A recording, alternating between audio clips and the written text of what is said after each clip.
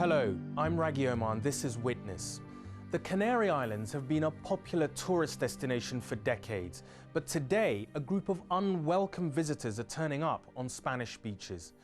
Only 100 kilometers separates Europe from North Africa, and boatloads of illegal immigrants make the perilous journey.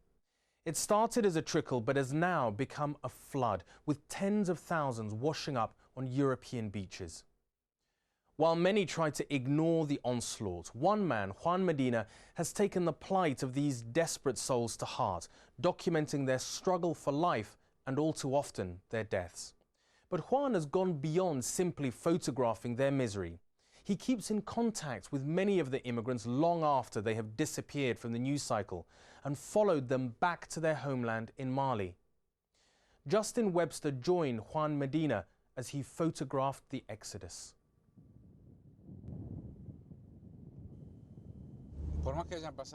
Despite all the years I've been doing this, the feelings I have when I'm going to photograph the arrival of a boat of immigrants are the same. I'm nervous. You never know what's going to happen. People often say, you're still not doing the immigrant boats, are you? We've seen all that. What, for another photo of the same old story? But each person has a particular story, a family left behind, a dream. No one questions a photographer who covers football games Sunday after Sunday, do they? But still, I get asked about going to photograph the boats again and again.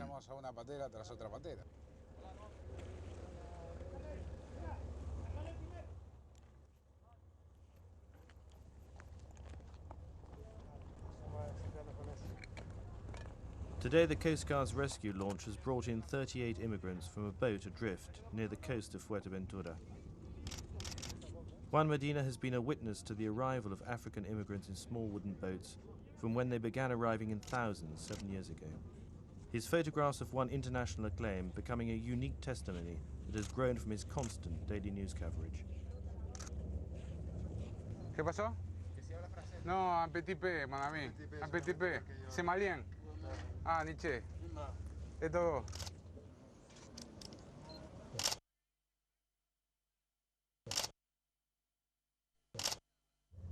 What about the boy with the burned face? He must have got burnt with petrol, and the contact was salt water. That's what's done this. Petrol mixed with salt water. It's the third boat to arrive in 24 hours. The immigrants come from Mali and Gambia. Fuerteventura is only 100 kilometers from the African coast. And although it is more than 2,000 from the European mainland, it is imagined to be a promised land for the more than 32,000 Africans who have reached its shores. When he's finished, Juan rushes to send the pictures to the news agency Reuters. I still see people dying. I still see people with hypothermia. I still see people arriving in small boats. I don't think this has got any better. It's true, now the ones that arrive get some biscuits and dry clothes. But those that die still get exactly what they did 5 years ago. Nothing. They've had to pay a lot of money, to leave their family broken, and bear all kinds of sufferings. So I say, the filter created by European laws, a type of cruel and macabre obstacle course to keep people out, remains exactly the same.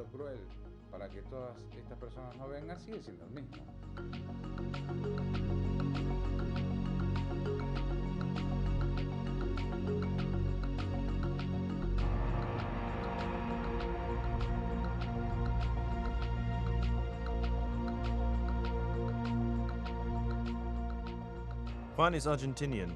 He emigrated from his own country 20 years ago, a fact that makes him especially sensitive to the plight of the immigrants from Africa.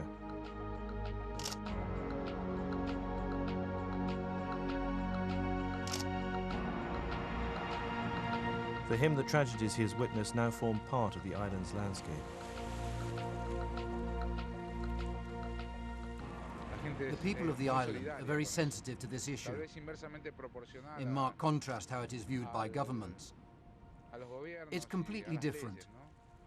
The solidarity of the people who witnessed this on the one hand, and the cold view from an office on the other.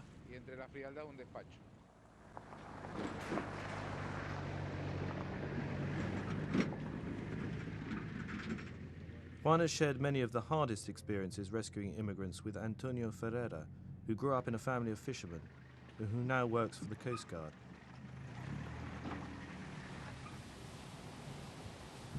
He's an expert in the remote bays and beaches of Salina Alta to the south of the island, a place now remembered for a shipwreck in which 16 people died, including a 6-month-old baby.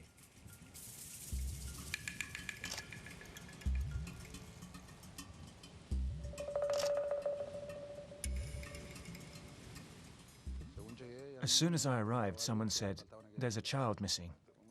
At first, you don't believe it. A child? A really small child? But then I saw her mother, I saw her face, and I realized it was true.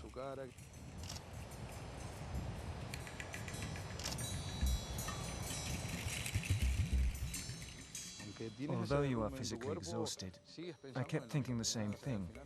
I kept thinking about the child, the one that was missing. And until you find it, you can't say this is over now.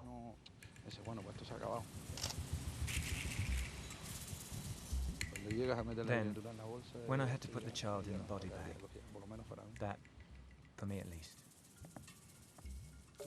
you've lived through it. You've lived through it like me. What can I say that you don't already know? Oh God, I hope I don't have to live through that again. I really don't want to.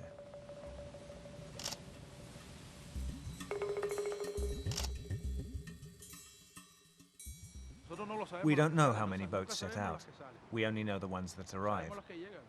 And the ones that don't, where are they? Out there. And most of the accidents happen because of this. Look. The force of the water does this. Then the water gets in, and this boat goes under. This boat was lucky to get here. Very, very lucky.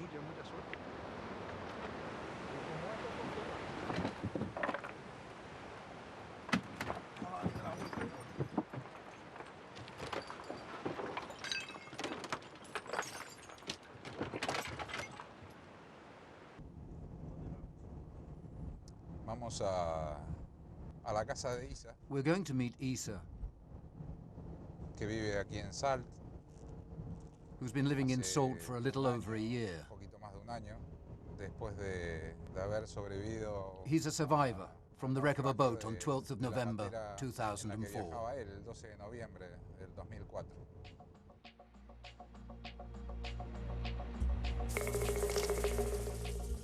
Juan was aboard a police launch on the night when a small boat carrying 40 immigrants capsized. In the ensuing panic and confusion, 11 people died. ¿Qué pasa, Isa? Nada. ¿Cómo estás? Bien. ¿Cómo va? Muy bien. Me alegro verte. Sí. ¿Cómo va la cosa? Juan has kept in touch with 2 of the 29 survivors. Isa, from Mali, is one of them. Now, a year after the accident, he lives and works near Girona in northern Spain. People who looked like they would make it died, and others.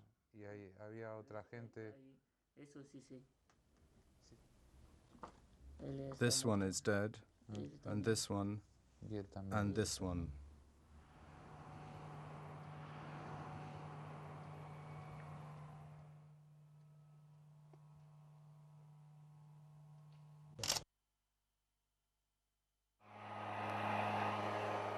The other survivor is Ibrahim, also from Mali. He is 10 years older than Isa and has left a wife and children in Mali. After months of hardship and illness, he has found a job in UBEDA, in southern Spain.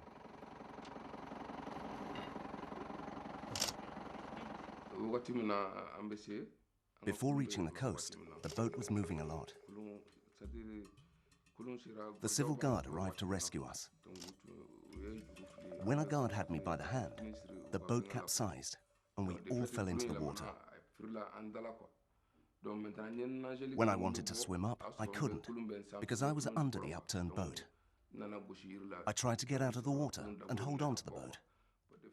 One of my companions grabbed me, and I couldn't get to the boat. I couldn't save him.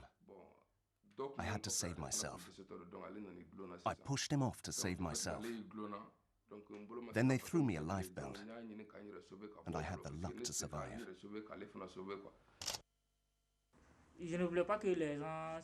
I didn't want the others to stand up, but they were in a hurry to get into the police boat, and they stood up. Suddenly, the boat capsized. Everyone had rushed over to one side. Everyone. So the boat capsized. I heard a noise, a sort of collective shout, and the noise of the boat as it capsized, and the cry of a guard who cried out, not angrily, it was more like a cry of pain.